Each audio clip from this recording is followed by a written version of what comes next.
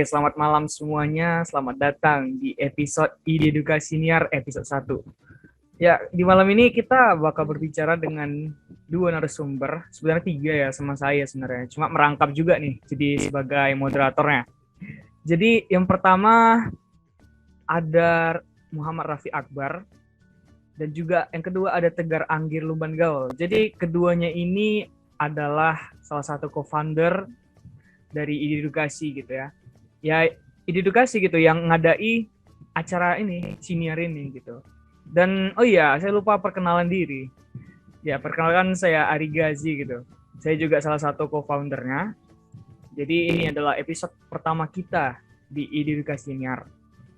Jadi sedikit lah ya tentang Ide Edukasi Siniar ini apa gitu.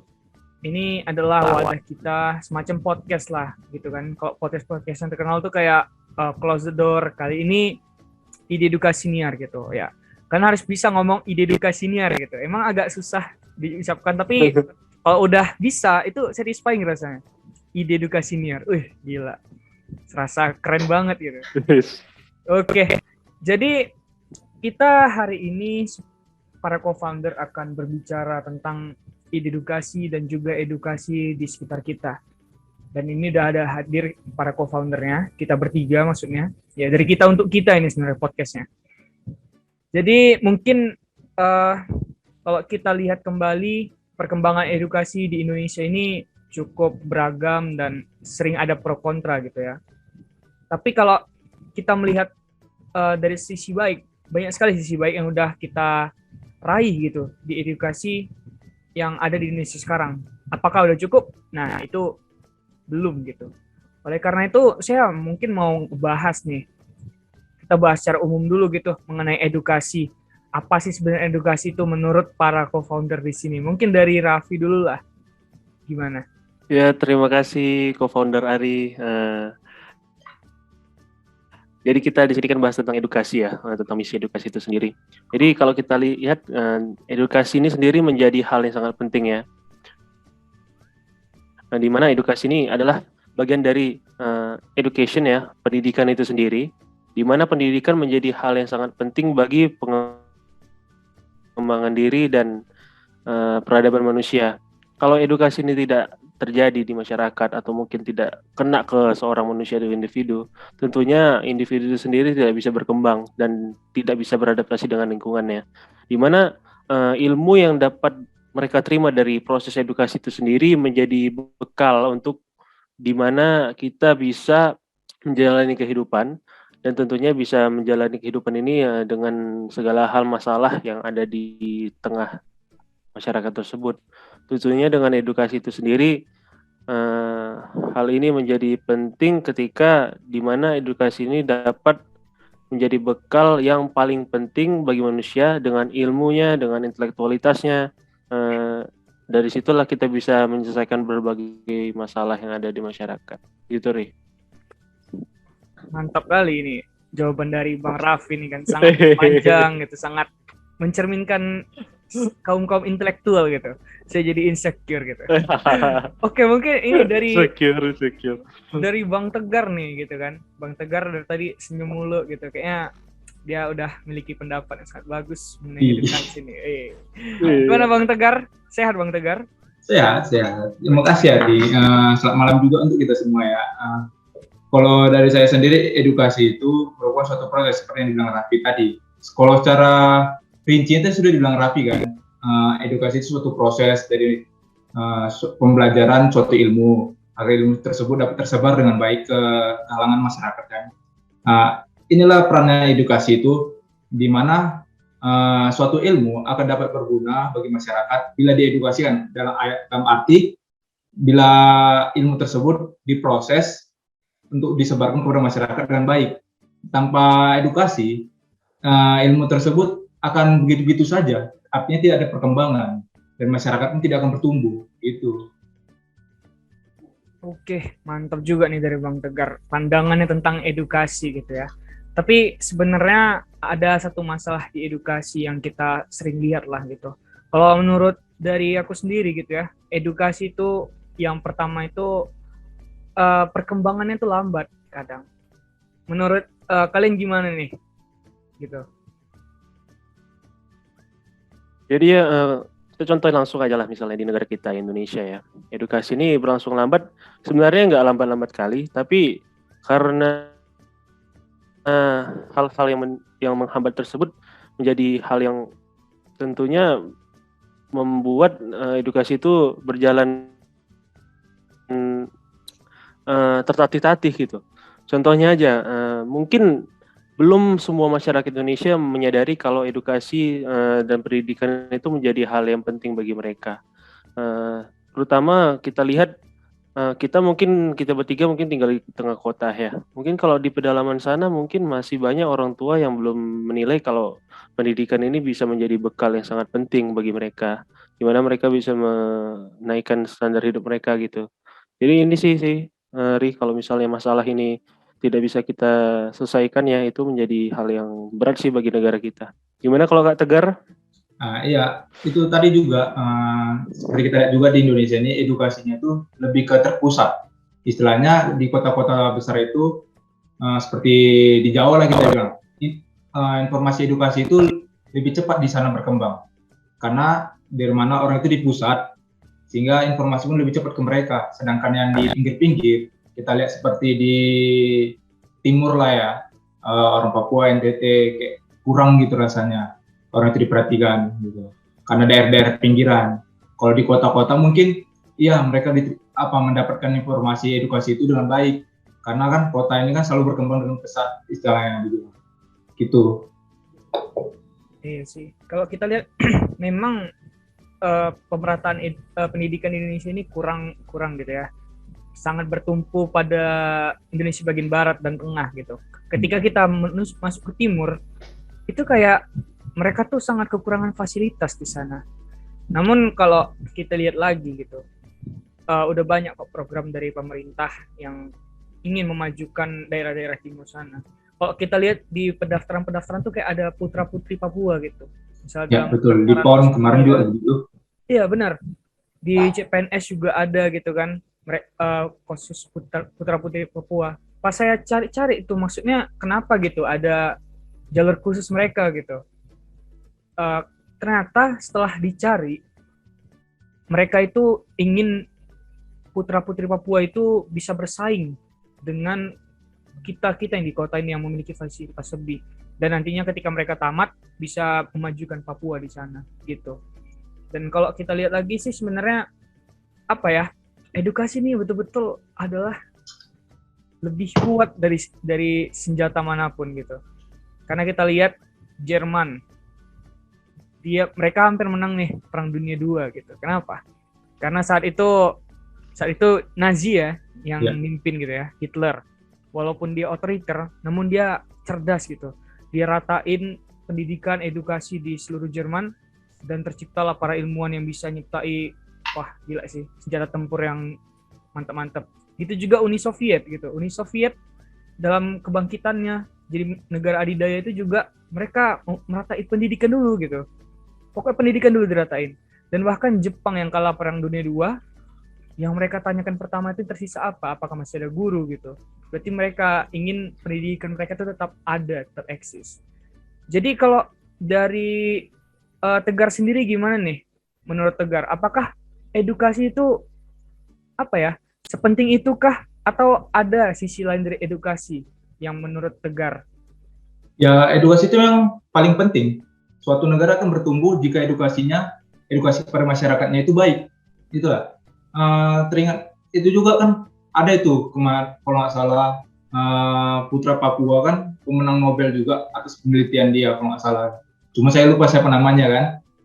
Itu menunjukkan bahwa sebenarnya sumber SDM kita, sumber daya manusia kita sebenarnya nggak rendah-rendah sekali. Cuman itu edukasinya aja. Inilah tugas kita sebenarnya sebagai terutama kaum muda ya kan untuk meratakan edukasi ini.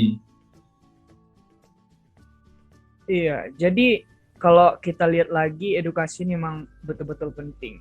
Dan kalau kita lihat kehidupan di Indonesia, ya edukasi kita mulai membaik lah dari segi apapun.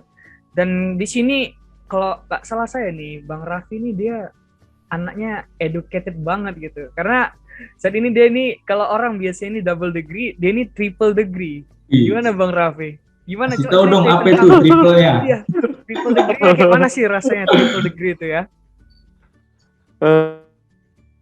Eh, jadi ya, saya sendiri kan kuliah dari berbagai latar belakang ya. Mungkin kalau orang yang paling tahunya mungkin karena sampai sekarang udah jadi semester 4 di bagian hukum ya. Nah, teman di satu sisi lain ada juga mendalami ilmu pendidikan. Jadi di pendidikan sendiri ini kita lihat ya, masalah di Indonesia ini berbagai masalah yang paling besar itu tentunya tadi kita lihat tadi keterbatasan ekonomi itu. Yang akhirnya di mana pemerintah ini juga belum mampu gitu memberi dana pendidikan yang lebih besar lagi gitu. Walaupun sebenarnya sudah cukup besar dari alokasinya, tapi karena kita lihat saking besarnya negara kita dan banyak sekali anak-anak yang ada dan serta kita lihat tentunya mereka butuh pendidikan itu sendiri. Namun di satu sisi lain mereka dilema dengan kondisi ekonomi mereka gitu. Kita lihat dari situ kita lihat akhirnya di pedalaman pun ketika guru-guru itu ingin mengajar di pedalaman ya, masih banyak yang tidak mau gitu. Bahkan kalau kita tanya ke diri kita sendiri gitu, mungkin pas ditanya kita mau ngajar di sana gitu, mungkin kita juga sendiri kita bilang kita belum siap juga gitu. Iya, benar-benar. Tapi ya kita lihatlah tantangan besar itu. Apa yang jadi masalah di sini? Kenapa kita tidak mau? Tentunya ini masalah uang juga akhirnya. Kalau misalnya dana pendidikan itu besar gitu, keterjariman hidupnya atau jaminan kesehatannya dari pemerintah memberikan itu sejalan gitu. Maksudnya semacam apa ya? Timbal baliknya itu Lebih besar lah gitu setimpal ya. gitu. Kalau Gitu ya. setimpal, jadi hal itu tentunya menjadi pertimbangan tersendiri gitu. Untuk apa misalnya kalau kita mengajar di pedalaman sana, tapi akhirnya kita lihat masalah guru honorer dan masalah-masalah lainnya masih ada gitu. Dan akhirnya ya itu menjadi perhatian orang di mana edukasi Indonesia ini masih terhambat di kota-kota besar. Bahkan kita lihat misalnya kita sendiri, kita bertiga ini di kota Medan gitu ya. Bahkan kita bisa lihat kesenjangan edukasi di Jawa pun kita masih jauh gitu. Masih banyak lagi perkembangan yang lebih tinggi di sana. Bahkan kalau masalah kompetisi anak-anak di Jawa sana lebih lebih apa ya, lebih terbuka untuk masalah informasinya gitu. Dan itu sih Iya, kita lihat kalau misalnya masalah ini tetap ada gitu. Apa sih yang kita buat itu juga masih menjadi pertanyaan. Apa yang harus kita buat? Apa yang pemerintah harus buat juga gitu. iya benar. Kayak yang dibilang Raffi tadi betul-betul apa ya? Terpukul saya dengar. Karena kayak kita nih pengen edukasi ini merata di seluruh Indonesia. Namun kita sendiri gitu kayak nggak mau kita kalau disuruh ngajar di pedalaman. Tapi sebenarnya ya kita sebagai pelajar gitu ya, kadang harus realistis juga gitu. Kayak kita mengajar di sana nggak ada bedanya dengan kita ngajar di kota, yang di kota. Karena kalau di pedalaman pasti kebutuhannya lebih tinggi gitu, demand-nya lebih tinggi, lebih mahal biasanya. Tapi kalau dari aku sendiri sih kayak ada saran sih buat pemerintah gitu, atau Pak Nadiem nonton Ide Edukasi Siniar nih kan gitu. Ya paling nggak ada lah gitu. Guru honorer nih kok bisa dihapuskan aja gitu. Semua guru udah diangkat jadi guru semua. Terus ada beda gaji dengan guru yang di kota dengan guru yang di pedalaman.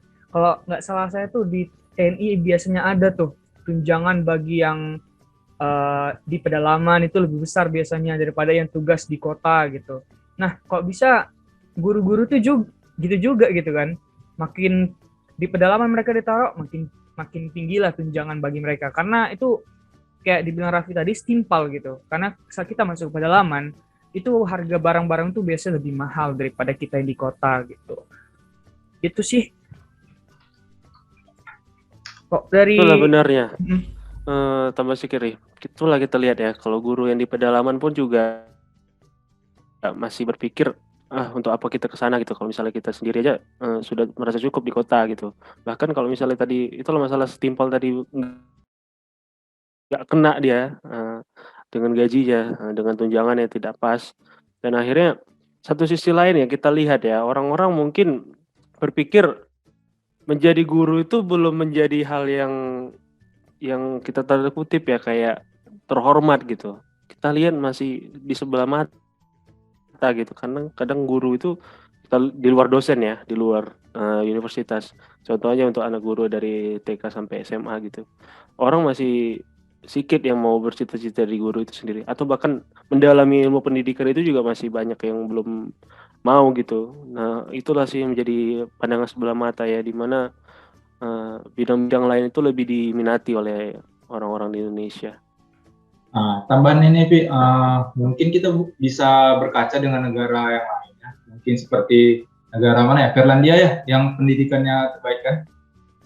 Di situ kan bisa kita lihat guru-guru itu difasilitasi oleh negaranya, di mana untuk mengembangkan guru tersebut, negara memberikan dana seperti lanjut untuk pendidikan mereka S2 atau S3, dan tunjangan-tunjangan untuk mendukung hidup mereka pun tinggi gitu istilahnya. Jadi guru-guru di sana pun kredibel gitu istilahnya dibilang.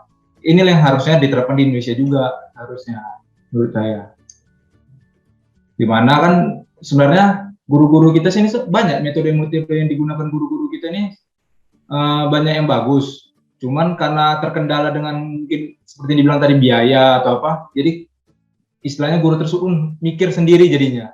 Dia mau buat yang seperti ini, sedangkan ekonomi dia mungkin gak memadai untuk itu ya. Itulah menurut saya. Ya, benar. Pada akhirnya kita kembali lagi ke ekonomi gitu ya. Namanya kita juga seorang guru pasti butuh makan, minum, tempat tinggal yang layak juga benar. gitu kan. Tapi mungkin dari Bang Tegar sendiri kira-kira kok ngajari pedalaman gitu mau nggak? Jadi guru mau nggak gitu? Jadi guru dulu deh. Mau nggak jadi guru Bang Tegar? Kalau saya sendiri mungkin belum sanggup lah ya. Belum sanggup. Oke. Belum sanggup. Kalau dari Raffi nih gimana? Apakah ada niatan jadi guru gitu? Atau pengajar lah kita bilang, tenaga pengajar gitu?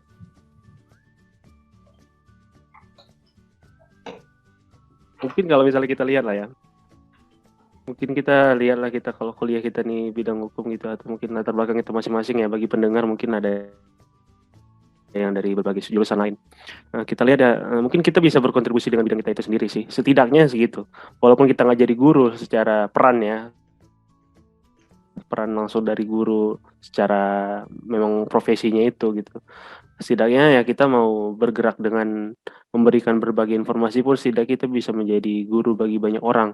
Apalagi dengan ada kurikulum yang baru ini dari pemerintah ya, Merdeka Belajar, dengan serta berbagai hal yang mendukungnya seperti program-program yang menjadi bagian dari kurikulum itu menjadi pilihan sih, dimana semua pembelajaran itu sebenarnya nggak dari teori aja gitu, justru yang praktisi lainnya juga harus berperan di situ, dimana pendidikan kita akhirnya juga nggak terlalu teoritis terus gitu, kadang ya praktis itu pun juga harus ditekankan gitu. Mungkin itu sih.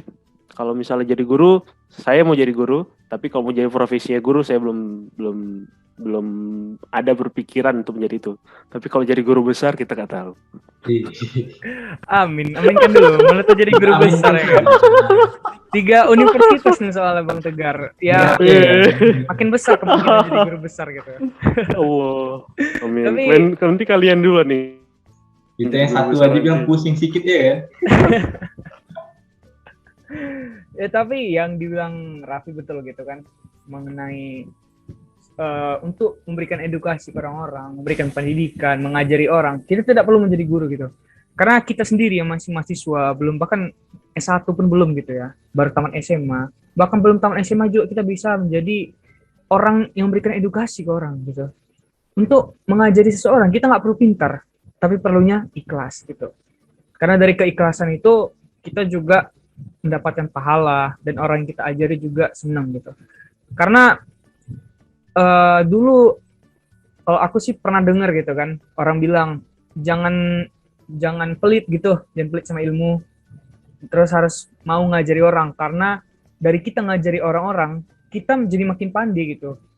Jangan takut kita dikalahkan sama orang yang kita ajari ini gitu, karena emang iya gitu, ketika kita ngajari seseorang, kita jadi lebih pinter gitu, lebih pandai gitu, karena ada motivasi kita untuk mencari lebih, untuk ada motivasi kita untuk mengajari orang ini gitu agar dia betul-betul paham. Dan ketika orang itu paham, kita ada kebanggaan tersendiri di hati kita lah gitu. Dan sebenarnya apa ya? Kalau kita lihat lagi edukasi Indonesia kayak dibilang Raffi tadi kan, kita nggak boleh teoritis saja gitu, harus praktis, yang mana dipraktek gitu. Berarti kita dari segi teori oke, udah bagus nih. Dari segi-segi lain, misalnya dari soft skill kita, misalnya kayak tentang public speaking ataupun teamwork, itu sangat-sangat jarang diajari gitu di kurikulum kita. Makanya muncullah Pak organisasi. Namun organisasi kita lihat juga sekarang nih, minat para pelajar maupun mahasiswa tuh sangat kurang terhadap organisasi. Mungkin itu faktor dari organisasi tersendiri dan juga karena faktor dari mereka sendiri. Kalau dari Bang Tegar, menurut Bang Tegar, fenomena mengenai masalah mahasiswa nggak suka berorganisasi lagi ini disebabkan oleh apa biasanya gitu? Mungkin kalau lihat dari keadaan sekarang ya, yang dimana semuanya serba online bisa dibilang ya kan. Dari kuliah kita online, bahkan kegiatan organisasi pun seperti rapat-rapat ataupun membahas pembelajaran ataupun semuanya dari online ya kan. Inilah yang mungkin menurunkan minat dari mahasiswa-mahasiswa terutamanya ya.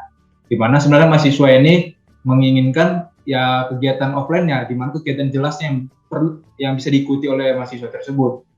Sama ini juga pengenalan dari organisasi tersebut.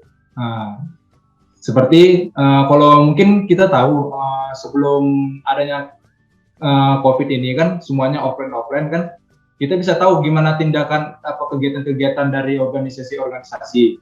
Kita bisa lihat langsung gimana kinerja mereka.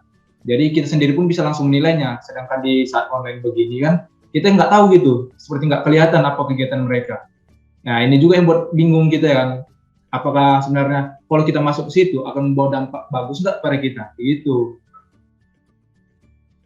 Oke, jadi sebenarnya emang ada dua faktor nih kita malas berorganisasi. Pertama dari faktor diri kita, dan yang kedua dari faktor organisasi itu sendiri. Kok dari Bang Raffi nih sebagai co-founder Ide Edukasi gitu kan, apa sih cara dari Raffi gitu untuk menarik orang-orang pada ide edukasi gitu? Karena kan kita ini sendiri organisasi gitu, dan pada open recruitment pertama kita lumayan menarik banyak atensi dari orang-orang. Kira-kira ada tips dan trik nggak Bang?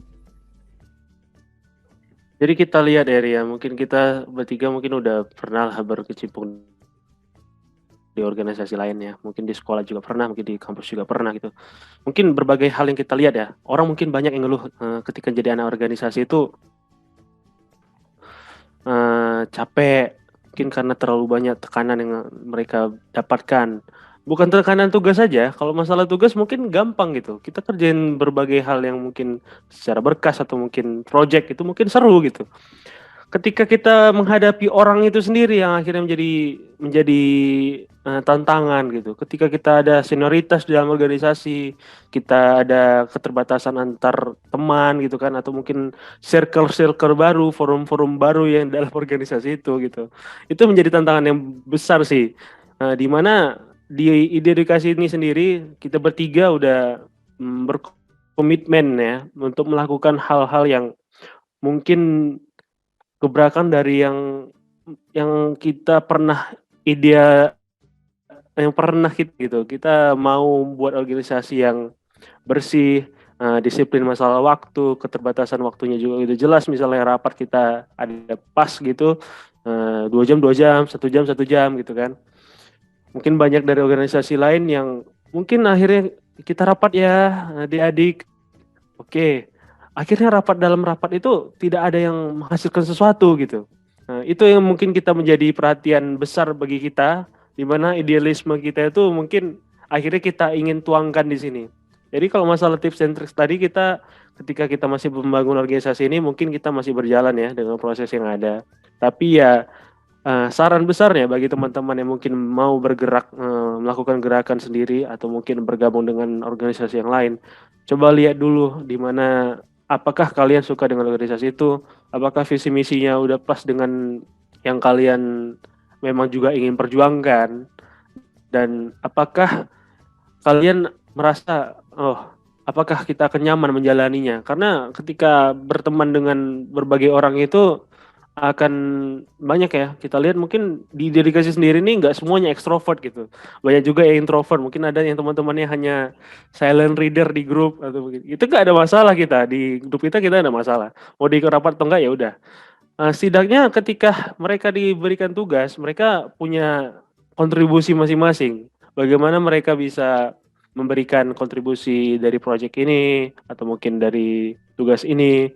Atau ketika pemimpin dari organisasi kayak kita gini kita kasih tugas mereka langsung kerjain atau mungkin mereka bisa mengatur waktu di situ kita lihat lah ya soft skill yang terbentuk dari situ yang mau kita tekankan sih itulah sih Kembangkan tanggung jawab yang juga lah menjadi berarti ya. perhatian bagi benar di mana organisasi di Indonesia ini anak-anak muda khususnya organisasi anak muda itu seharusnya lebih ya walaupun kita masih dalam tahap idealis sekali ya masih muda gitu kan itu kan harta terakhir yang dimiliki oleh pemuda gitu tapi setidaknya ya dengan idealisme itu ya seharusnya kita lakukan juga jangan jadi organisasi yang misalnya demo di sana demo di sini tapi ketika di politik kampus sendiri malah melakukan hal yang sama gitu itu kan menjadi hal yang menjadi sindiran ya itu bukan sarkas juga ya maaf teman-teman kalau misalnya ada yang sindir tapi itu menjadi hal yang bagi saya pribadi ya itu kayak menggelitik gitu masa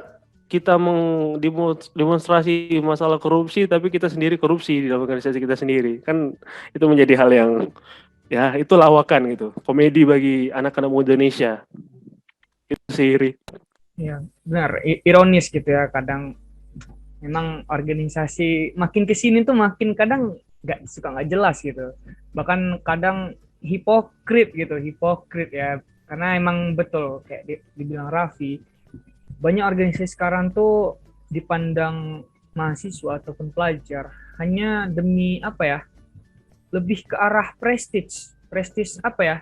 Untuk menaikkan status saja gitu, status sosial di lingkungan kampus ataupun di lingkungan sekolah gitu. Jadi aksi nyatanya itu cuma demo, dan mereka mendemo hal yang apa ya, yang mungkin mereka lakukan juga gitu. Kayak misalnya mereka mendemo tentang masalah korupsi, tapi mereka juga ada korupsi. Mereka ngebahas kolusi ataupun nepotisme, tapi di dalam organisasi mereka juga ada hal-hal seperti itu kan jatuhnya sangat hipokrit gitu. Mereka mengkritik orang yang seperti itu, tapi mereka juga seperti itu. Nah, jadi berangkat dari organisasi yang tujuannya sebenarnya adalah meningkatkan soft skill kita, sebenarnya ada cara lain gitu. Apalagi kita ini udah kayak dibilang Bang Tegar tadi gitu kan, udah online gitu. Semua informasi bisa kita dapatkan di internet. Jadi untuk meningkatkan soft skill kita sendiri, kita bisa mencari di internet itu karena semua informasi kayak les ataupun kayak kursus itu bisa dilakukan online dan harganya lebih terjangkau sih daripada offline gitu. Dan kenapa kita harus memiliki skill-skill seperti ini gitu? Karena untuk kita mengedukasi ataupun mengajari seseorang, mendidik seseorang, kita harus memiliki skill yang pertama tuh kalau menurutku sih public speaking gitu ya. Kalau kita nggak bisa berkomunikasi dengan orang ini, mereka sulit mengerti apa yang kita bilang gitu. Jadi skill pertama itu adalah komunikasi. Kayak apa ya, komunikasi itu kunci lah. Apalagi kita makhluk sosial gitu yang selalu berkomunikasi satu sama lain. Kalau kita belum bisa berkomunikasi, kita nggak bakal bisa mengedukasi gitu. Ya mantap juga nih rimanya, mengedukasi, komunikasi, kasih gitu, ide edukasi. Jadi kalau dari Tegar nih gitu kan, kira-kira apa sih yang kontribusi Tegar gitu dalam edukasi gitu kan? Apakah Tegar pernah ngajarin seorang sesuatu gitu? Dan gimana sih rasanya setelah ngajarin seorang itu? Mungkin pernah. Kalau dulu mungkin bisa dia udah lama sih. Dulu waktu SMP lah ya. Kita kan kalau Tegar kan dulu termasuk bisa dibilang lumayan ahli lah berenang gitu kan, olahraga. Nah, untuk mengajari seseorang itu untuk bisa berenang kan dari teknik-teknik awalnya bagaimana cara bernapas, cara melakukan gerakan yang benar agar tidak cedera ya kan. begitu mereka bisa, merupakan suatu kebanggaan tersendiri juga, itu makanya. Dan lalu kalau untuk mengajari seseorang sebenarnya nggak perlu dari hal-hal yang luar biasa, cukup hal-hal kecil saja. Begitu misalnya kalau kita ahli misalnya membuat, kita bilang lah kita bisa merakit PC gitu. Ada kawan kita yang nggak bisa merakit PC gitu ya, dia pengen rakit PC nih, dia minta saran ke kita. Nah, kita bisa lah sekali mengajarkan dia bagaimana dari awal memilih perangkat-perangkatnya, apa yang harus diperhatikan. Nah, begitulah. Jadi istilahnya ilmu kita itu berguna bagi orang lain. Ya, bener banget. Dari Berarti sini ya kita lihat Ri, dari perkataan Tegar tadi. Kita lihat kalau edukasi dari yang terkecil-kecil segitu, sebenarnya itu berdampak lebih besar kepada orang itu gitu. bener. Karena kita lihat lah. Karena akhirnya yang mengubah orang itu ya dari hal gitu. Bayangkan aja kalau misalnya ketimpangannya gini, kalau misalnya di sekolah mungkin dia nggak ngerti dengan teori atau mungkin bahasan di mata pelajarannya gitu. Tapi ketika Tegar kasih tahu misalnya rakit PC tadi, dia langsung tahu atau ngerti, atau mungkin kita ajari dia programming atau mungkin membuat blog pun sekecil itu mungkin ya. Itu menjadi hal yang mungkin wow gitu, terbuka bagi mereka gitu. Apalagi di tengah teknologi yang ada sekarang ini. Makanya kita lihat juga kalau misalnya kita lihat di konten kita juga di Instagram gitu. Pertanyaan-pertanyaan yang sederhana pun sebenarnya itu nggak pernah terpikirkan oleh orang gitu. Bahwa kalau misalnya meja dan kursi contohnya itu jadi mungkin orang bilang, aduh apa sih buat pertanyaan kayak gini. Tapi akhirnya kita tarik ke belakang. Ini berhubungan sama peradaban manusia.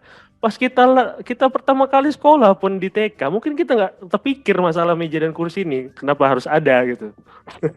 Ya kan? Itu makanya kayak Bener. hal-hal kecil itu juga harus kita perhatikan gitu. Itu dia.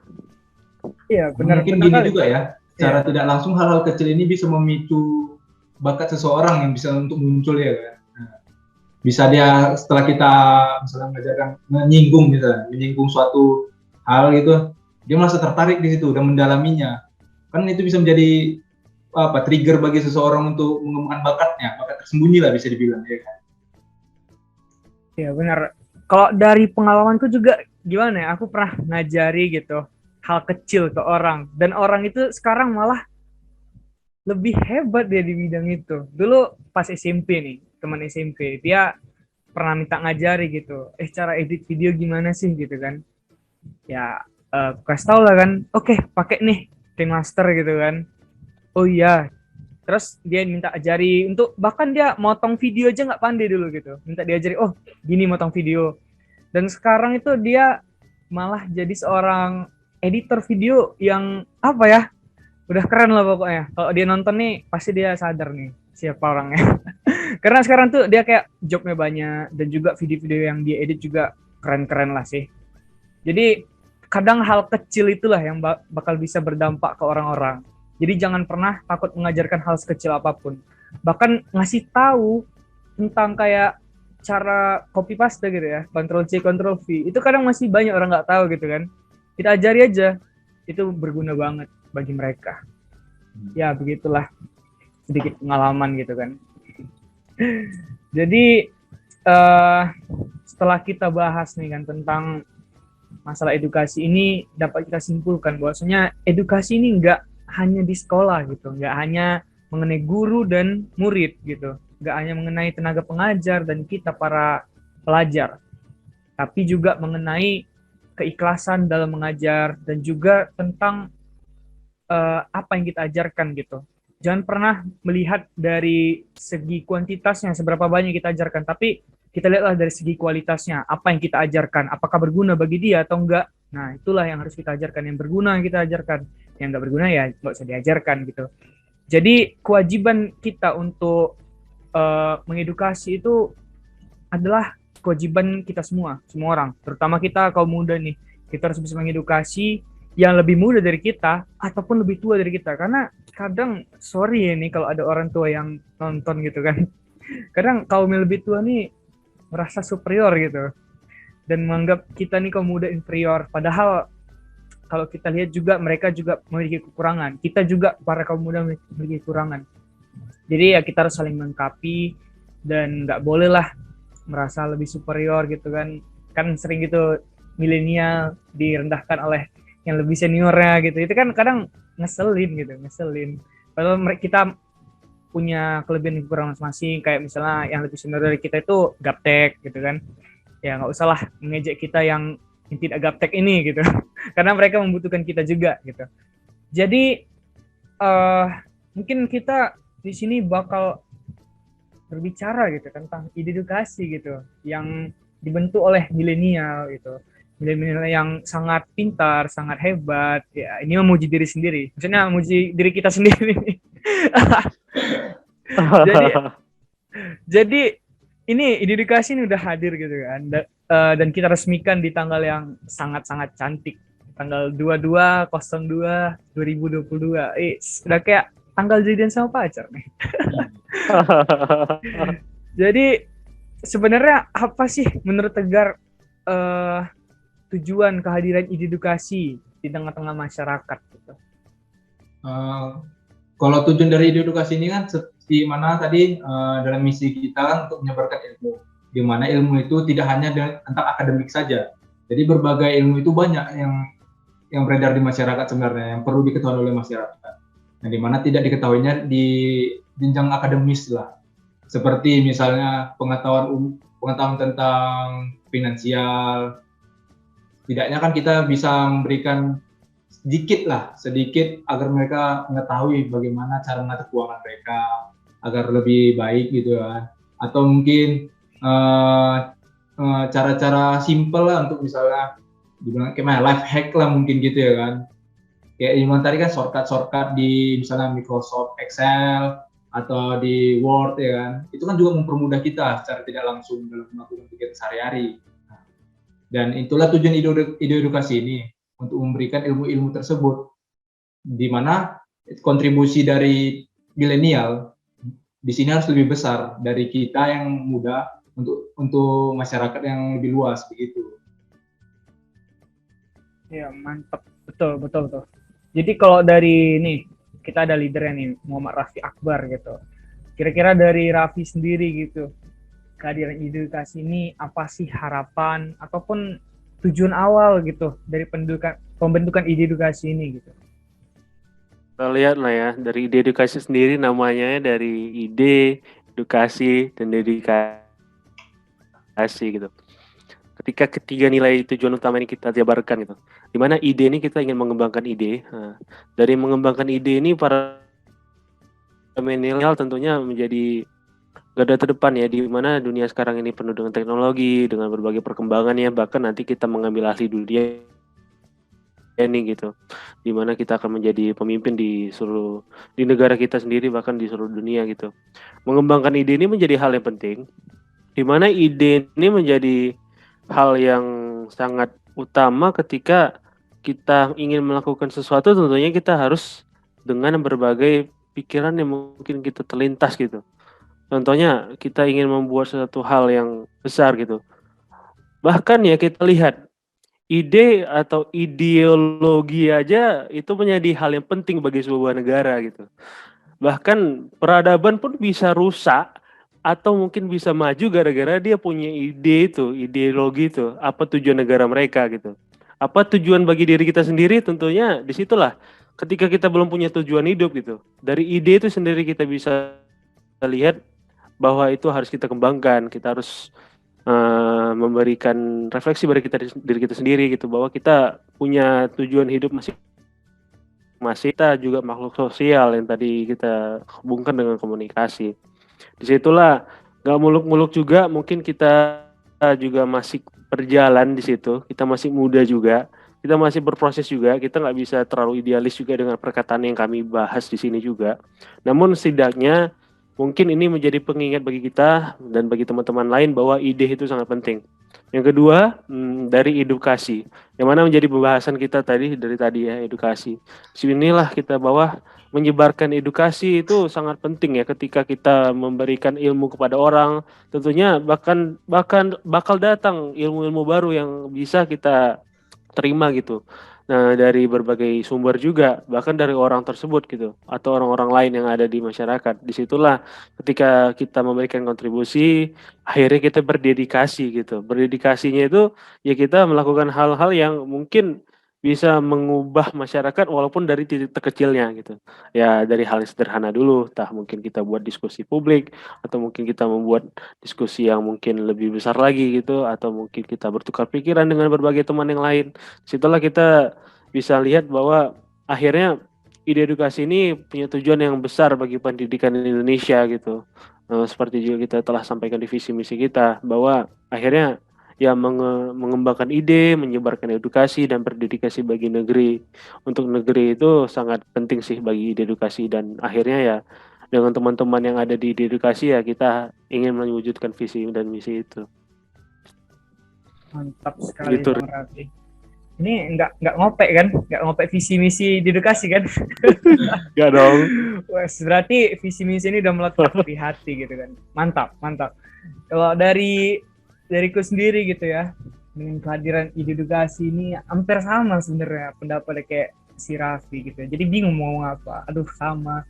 Jadi curi duluan nih. Cuma kalau dari aku sih kayak ide edukasi ini diharapkan apa ya? Bisalah jangkauannya lebih luas daripada yang sekarang gitu kan. Makanya kita harus gencar lah promosinya, dan juga yang nonton ini sekarang harus ya kok bisa share link gitu kan ke kawan, tonton ini dong bagus gitu kan. Ya dan pada akhirnya seperti yang udah kita bicarakan dari tadi nih mengenai edukasi gitu kan, dapat kita simpulkan bahwa edukasi ini adalah bukan tentang siapanya, tapi tentang apanya, apa yang kita ajarkan ke orang, bukan tentang siapa Anda ngajari saya gitu, tapi tentang apa yang diajarkan gitu. Jangan memandang orang yang ngajari kita itu, kamu kan bukan sarjana ini, ngapain kamu ngajari saya ini gitu kan. Jadi kita harus menerima juga apa yang dia bilang, walaupun ya belum tentu benar ataupun salah gitu. Kita harus, setelah kita diajari orang, kita harus cross check lagi nih gitu, ataupun dapat info dari orang harus kita cek ulang lagi. Jadi kita harus ingat bahwasanya edukasi adalah misi kita bersama, bukan misi para guru-guru saja gitu. Kita yang muda ini juga harusnya lebih hebat dalam mengedukasi. Kalau bisa, kalau kayak kita lihat ya, dulu tuh TikTok tuh sarang-sarang akun penuh-penuh joget-joget gitu ya, pamer-pamer paha. Tapi sekarang itu saya sangat salut gitu dengan perkembangan TikTok, karena algoritmanya selain bagus gitu ya, para konten kreatornya juga udah beragam gitu. Malah di FYP saya tuh nggak ada lagi lewat video orang joget-joget gitu, lebih banyak konten kreator edukasi itu. Jadi kita bisa melihat di sini bahwasanya bener-bener anak muda ini punya semangat mengedukasi semua orang gitu. Jadi di edukasi inilah kita juga pengen menciptakan orang-orang yang berjiwa seperti itu gitu, yang mengedukasi orang-orang. Jadi mungkin nanti dari Bang Raffi nih, dia mau jadi content creator TikTok ya kan, entah masalah kepenulisan gitu kan, bisa nih kan, atau ngebahas buku yang pernah dibaca, ataupun ngebahas tentang masalah percintaan juga boleh, itu kan sebuah edukasi juga gitu. Atau dari Tegar nih, bisa juga buat edukasi tentang game gitu kan, itu edukasi juga sebenarnya. Kalau kita ngasih tahu tips and trick gitu, ingat bukan tentang apa yang kita bukan tentang siapa yang mengajarkan, tapi tentang apa yang diajarkannya gitu. Jangan melihat orang dari backgroundnya gitu. Kamu anak hukum, ngapain kamu bicara tentang pendidikan? Kamu anak hukum, ngapain kamu bicara tentang teknologi gitu? Jangan. Tapi karena semua orang kan punya kapasitas masing-masing. Namun dari kapasitas itu mungkin dia punya kapasitas yang lebih besar lagi daripada yang kita pikirkan gitu. Ya gitu sih, kira-kira ini udah capek juga kayaknya. Kok dari Bang Raffi ada nggak kata-kata terakhir gitu? Gara-gara Ari sedikit sindir tadi masalah, kamu anak hukum, kamu nggak boleh, kamu kenapa kok tujuan ini? Ini tentunya jadi pengalaman pribadi bagi kita bertiga. Yoi, sangat mengena ya. Itu jadi bahan Pertama kali apa ya? kita pitching ya kan, kita Betul, ngasih betul. visi misi kita kepada orang luar, dan itu yang pertama kali menjadi pertanyaan gitu, dan menjadi pertanyaan orang yang, loh kamu kan anak hukum, kenapa kamu bahas ini? Nah, Iya, itulah dia betul. masalahnya, gimana akhirnya kita memisahkan antara kehidupan, ini kita sedikit membahas latar belakang kita ya. Melepaskan hukum dan pendidikan itu sebenarnya menjadi hal yang sangat nggak mungkin gitu. Bagaimana menciptakan masyarakat yang beradab dengan mematuhi peraturan ketika dia aja sendiri nggak beradab gitu. Makanya dengan hal itulah kita lihat bahwa pendidikan ini tentunya dengan jurusan-jurusan yang ada di Indonesia atau mungkin dari seluruh dunia, mungkin teman-teman yang mendengarkan juga mungkin ada ambil jurusan yang lain ya selain kami. Disitulah kita lihat bahwa bidang pendidikan ini menjadi hal yang penting sih bagi kita ya. Bagaimana kita melakukan hal-hal yang bermoral gitu, itu dilaksanakan dari gimana kita menyadarkan bahwa pendidikan itu tujuan utamanya untuk itu gitu, bukan untuk meraih gelar atau mungkin hal-hal yang mungkin materialis gitu. Ya itu sih. Siap. Ya. Mantap. Emang itu pengalaman pribadi kami bertiga ya. Makanya kami punya quotes gitu ya. Jangan melihat siapa gitu, tapi lihat apa gitu. Jangan lihat siapa yang berbicara, tapi lihat apa yang dia bicarakan. Jangan pernah memandang orang hanya dari cover gitu, dari backgroundnya selaku bidang apa gitu. Tapi lihat apa yang dibicarakannya, benar atau enggak, berkualitas atau enggak, itulah yang kita nilai, bukan dari siapa yang berbicara, namun dari apa yang dibicarakannya. Kok dari Tegar sendiri gimana nih? Ada kalimat penutup sebelum kita akhiri ide edukasi niar episode 1 ini? Oke, gini ya, mungkin bidang pendidikan ini bukan hanya untuk kategori orang yang berada di pendidikan saja. Ini merupakan bidang yang mana semua orang punya hak untuk memberikan ilmunya, mau itu besar ataupun kecil, berguna atau tidak, itu tergantung siapa yang menerima ilmu tersebut, begitu. Nah, dan tugas kita yang menerima ilmu itu yaitu meng-cross check apakah apa yang diberikan, informasi apa yang diberikan itu benar atau tidaknya. Jadi jangan ketika kita melihat orang tersebut mungkin latar belakang yang tidak sesuai dengan apa yang dia bicarakan, kita langsung menjudge orang tersebut tidak kredibel misalnya. Tidak benar apa yang dikatakan. Karena bukan itu patokannya sebenarnya. Karena bisa saja itu merupakan dia sudah mendalami suatu bidang ilmu, mungkin yang sekarang ini sedang didalaminya lagi. Dia mendapatkan ilmu baru gitu, ingin disebarkan ke banyak orang. Jadi seperti yang tadi dibilang Ari sama Raffi juga, jangan lihat siapa, tapi lihat apa yang diberikan, begitu. Ya, benar sekali. Jadi dari kalimat Bang Tegar, kita bisa menyimpulkan kembali bahwasanya edukasi ini adalah misi kita bersama, bukan misi guru-guru saja. Jangan menitik beratkan ketika mendengar kata pendidikan, oh guru. Ketika mendengar kata mengedukasi, oh guru yang melakukan. Enggak. Sekarang kita harus berpikir ketika kita mendengar kata edukasi, berarti oh itu misi kita bersama, misi kita semua gitu. Misi para anak muda, kaum pemimpin bangsa nantinya. Ya, kira-kira begitulah ide edukasi niar kita yang pertama, episode 1. Ide edukasi niar ya, jangan lupa coba dilafalkan ide edukasi niar gitu. Sekarang udah lancar saya. Gak kayak tadi di awal masih ada gitu. Oke. Jadi terima kasih kepada Raffi dan juga Tegar yang udah menemani ide edukasi niar episode 1 ini. Semoga yang kita bicarakan ini dapat didengar oleh banyak orang. Kalau bisa Menteri juga dengar, Pak Jokowi juga bisa dengar gitu kan. Biar lebih aware dan concern mengenai masalah pendidikan ini gitu. Karena betul-betul pendidikan ini betul-betul kunci utama lah dari sebuah negara. Kalau pendidikannya bagus, udahlah otomatis negara bagus. Kalau pendidikan jelek, ya udahlah apa adanya lah negaranya ini kayak sekarang ini. Ya, terima kasih kepada semua penonton pada ide edukasi niar hari ini. Semoga dapat bermanfaat dan jangan lupa like, share, dan juga di-subscribe YouTube kami. Follow juga IG kami @idedukasi. Kami ada juga ada TikTok sama juga @idedukasi. Pokoknya ide edukasi lah intinya. Oke, terima kasih. Terima kasih semua. Terima kasih kawan-kawan. Jangan lupa dengar terus ya. Ya.